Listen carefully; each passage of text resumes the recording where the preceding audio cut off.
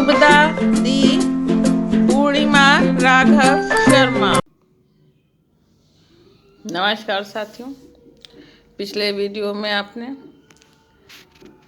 पूर्णिमा राघव शर्मा जी द्वारा रचित शुभदा दी का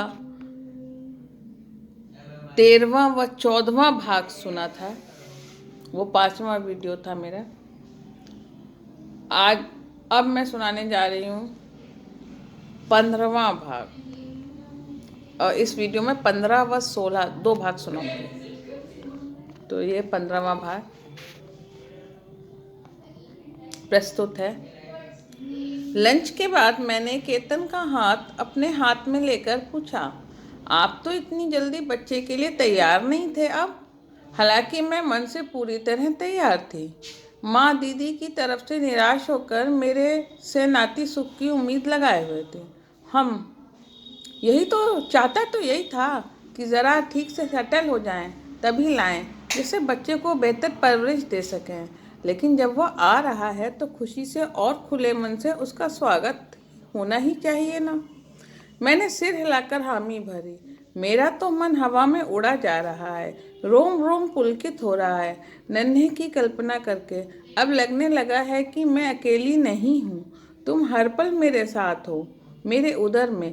केतन मेरी बात सुनकर रहस्यमयी मुस्कान के साथ बोले, ये सब तो ठीक है कवित्री जी, लेकिन अब तुम्हें अपना खूब ख्याल रखना है। जैसा डॉक्टर निर्देश दे वैसा करना है। वैसे भी मैं हल्द्वानी जल्दी जल्दी आया करूँगा। फिर भी बेहतर होगा कि तुम अपने साथ किसी और लेक्चरर को रख लो, एक से भले दो, मुझे चिंता कम होगी रहेगी।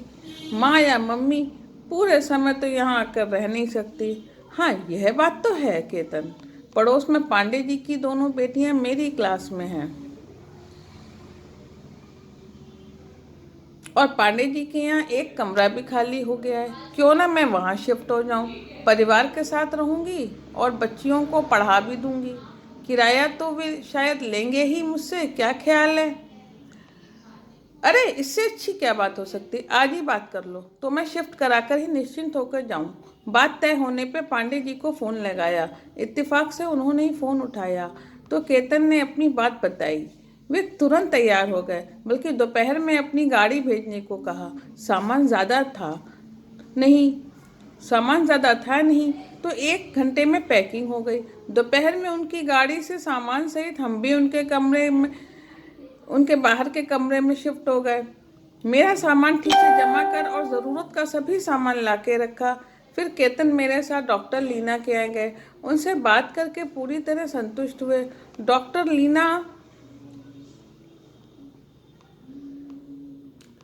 लीना को अपना फ़ोन नंबर दिया कि किसी तरह प्रॉब्लम होने पे उन्हें बता दें। जॉब पर जाने से पहले पांडे जी की बेटियों से कहना नहीं भूले, अपनी मैडम का ख्याल रखना। मम्मी पापा और माँ पिताजी को यह खुशी की खबर देने की जिम्मेदारी भी ले ली। उन्हें मम्मी को डिलीवरी के लिए हल्द्वानी आने के लिए भी राज़ी करना था, तो मम्मी के पास होते हुए ही गए। दूसरे दिन सुबह ही उनका फ़ोन आया कि मम्मी तो हल्द्वानी नहीं आ सकेंगी। भाभी के लिए भी डॉक्टर ने तभी की डेट बताई है। तुम माँ से या दीदी से आने के लिए बात कर लेना। हालांकि अभी डेट 8 महीने दूर थी और अभी से चिंता करने की कोई आवश्यकता नहीं थी, लेकिन फिर भी किसी न किसी को बुलाना तो पड़ेगा ही। मैं बेबी के आने के बाद ही छुट्टियां लेना चाहती थी। अभी तो सिर्फ अपना ख्याल रखना था, बाद में एक नन्ही सी जान का भी ख्याल रखना होगा। सबसे बड़ी बात, डॉक्टर लीना यहाँ थी। वह मुझे ऐसे ही देख रही थी जैसे आभा को देखती। मैं एकदम अकेली रहती हूँ तो डॉक्टर घर की ही हो तो सबसे ज़्यादा तसल्ली रहती है। अब असमंजस में थी मैं। माँ तो पहले ही बीमार चल रही हैं, तो कैसे आएंगी? दीदी को क्या जापे के लिए बुलाना उन्हें हर्ट तो नहीं करेगा?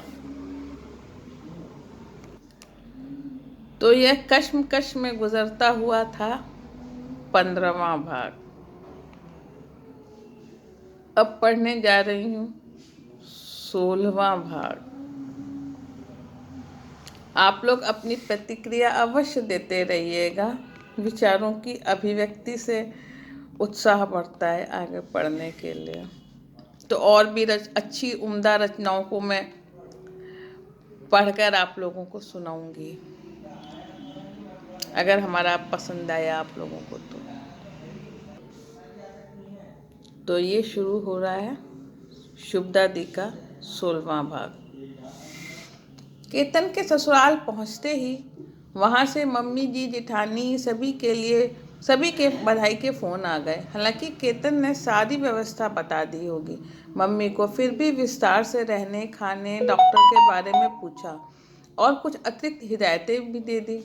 वहाँ से केतन मेरे घर गए तो माँ का तुरंत फ़ोन आया। खुशी उनकी बातों से जैसे छलकी पड़ रही थी, और क्यों ना होती। बड़ी मुश्किल से खुशखबरी मिली थी उन्हें। माँ ने भी ढेर सारी हिदायतें दे डाली, और यह जानकर उनकी फिक्र कम हुई कि मैं अकेली नहीं बल्कि पांडे जी के परिवार के साथ रह रही हूँ। ताकत के लिए नारियल की गिरी, मखाने, दूध, फल आदि लेते रहने को कहा। बस अब दी के फ़ोन आने का इंतजार था। तैयार होकर कॉलेज के लिए निकलने की तैयारी कर ही रही थी, तभी दी का फ़ोन भी आ गया। अरे मनु, तुमने बताया नहीं मुझे। जब तू यहाँ आई थी अलसाई रहती थी, मूवी देखने को भी मना कर दिया, तभी मुझे लगा था कुछ तो बात है। लेकिन मुझे लगा तू खुद यह खुशखबरी देगी। दी, उस वक्त मुझे खुद ही नहीं पता था। जब हल्द्वानी में डॉक्टर लीना को दिखाया और उन्होंने टेस्ट किया, तब कंफर्म हुआ। तेरे लिए लड्डू, मठरी, अचार कुछ भेजूं तेरे जीजा जी के हाथ? दी, अभी कल ही तो सब कुछ ला कर रख गए हैं, ये खत्म होने में समय लगेगा। देख, अपने खाने पीने और आराम का पूरा ख्याल रखना। लीना को समय समय पर दिखाती रहना। कुछ भी चाहिए तो मुझे बोलना। अगर मेरी ज़रूरत पड़े तो संकोच मत करना, तुरंत कहना, मैं आ जाऊंगी, समझी? दी, ज़रूर आपसे ही कहूँगी, आपको ही बुलाऊंगी मैं। अभी तो शुरुआत है, और पांडे जी की बेटियां हैं मेरे पास। ज़रूरत शायद बाद के दिनों में पड़ेगी। जब भी जैसी ज़रूरत हो बस एक कॉल कर देना, मैं पहली बस से चली आऊँगी। कहकर दी ने फ़ोन रख दिया। मैंने सुकून की सांस ली। मन की चिंता, संकोच सब मिट गए थे। जो मैं मुंह से नहीं कह पा रही थी, वह दीदी ने खुद ही कह दिया। मैं निश्चिंत होकर कॉलेज गई। आज पढ़ाने में खूब मन लगा। स्टाफ में भी खूब गपशप हुई। सुबह कॉलेज आने के बाद बारिश खूब तेज हो गई थी, तो छात्राएं कम आई थी, और जो आई थी वे भी एक्स्ट्रा क्लास के मूड में नहीं थी, बल्कि कैंटीन में चाय, समोसे और बारिश का लुत्फ उठा रही थी। मधु दी ने भी मुझे खुश देखकर सभी के लिए चाय समोसे का ऑर्डर दे दिया। इस बारिश ने पूरे माहौल में खुशी, हरियाली भर दी थी। मैं जो सावन से चिढ़ती थी, आज मुझे सावन की रिमझिम बहुत सुकून दे रही थी।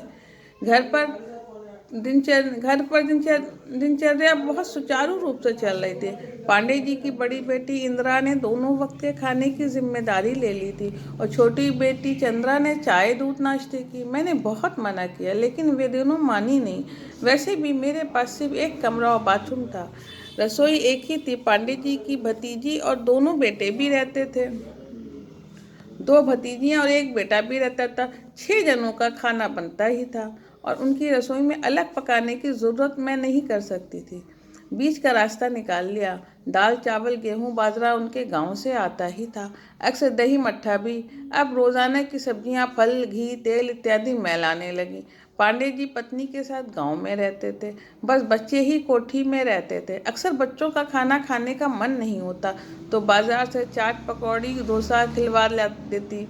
सबसे ज़्यादा बच्चियों को फिल्म देखने का शौक था, जो कि उस उम्र में सबको होता है, और अकेले या दोस्तों के साथ जाने की इजाज़त नहीं थी, तो यह शौक मैं पूरा कर देती थी। मेरे साथ जाने में कोई रोक टोक नहीं थी। घर का माहौल बहुत अच्छा था। सुबह सुबह भजन के कैसेट लगा देते थे। बच्चे उठते ही चाय नाश्ता, तैयार होते ही लंच मिल जाता। कॉलेज से वापस आते ही फल, और थोड़ी देर बाद हल्के नाश्ते के साथ चाय। डिनर भी समय पर, और रात को दूध। जिंदगी बड़ी चैन से कट रही थी, कोई तनाव नहीं।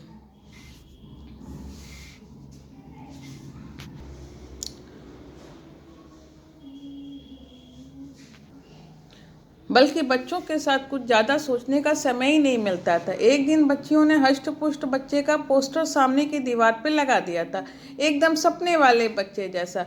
शाम को पांडे जी की कोई भी एक बिटिया मेरे साथ टहलने जाती थी, जैसा कि डॉक्टर व माँ की हिदायत थी। शुरू के 4 महीने कैसे आराम से कट गए मुझे पता ही नहीं चला।